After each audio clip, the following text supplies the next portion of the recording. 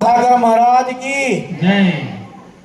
આજે મોડાસાના આંગણે આપણે ગીતાસાગર મહારાજને બહુ સારી રીતે કથા શ્રવણ કરી રહ્યા છીએ।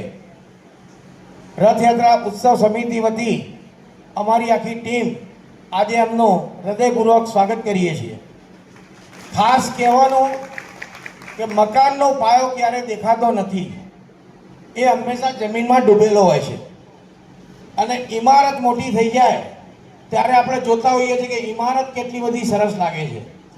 તો મકાનનો પાયો સ્ટેજ પર અમારી બાજુમાં શક્તિ સ્વરૂપ કિરણબેન ઊભા છે, એમને અને એમની ટીમને ખૂબ ખૂબ ધન્યવાદ કે એમના થકી આપણે આજે ગીતાસાગર મહારાજને સારી રીતે શ્રવણ કરી રહ્યા છીએ અને ખૂબ જ ધાર્મિક કથા અને જેમના આશ્રમની જેટલી કદર કરીએ તેટલી ઓછી છે।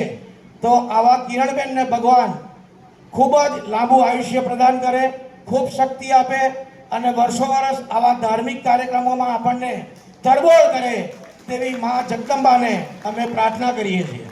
આજે રથયાત્રા ઉત્સવ સમિતિની અંદર મહારાજશ્રી આપને કહું કે રથયાત્રાનો અમારા 44મું વર્ષ પૂરું થયું। આ તમામ રથયાત્રાની અંદર છેલ્લા ઘણા વર્ષોથી અમારે મામેરું ભરવામાં આવે છે અને એ મામેરાના પ્રણેતા એક એનો આભાર જે જશ હોય એ કિરણબેન અને એમની ટીમને જાય છે।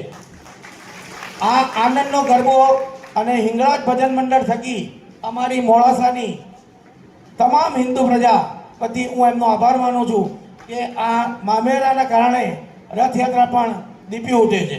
એવા કિરણબેનને અને એમની ટીમને પ્રભુ ખૂબ જ શક્તિ આપે, માતાજી ખૂબ શક્તિ આપે અને મહારાજશ્રીને પણ આ તબક્કે ખૂબ ખૂબ આભાર માની રથયાત્રા ટીમ વતી વિનમ્ર વંદન કરું છું।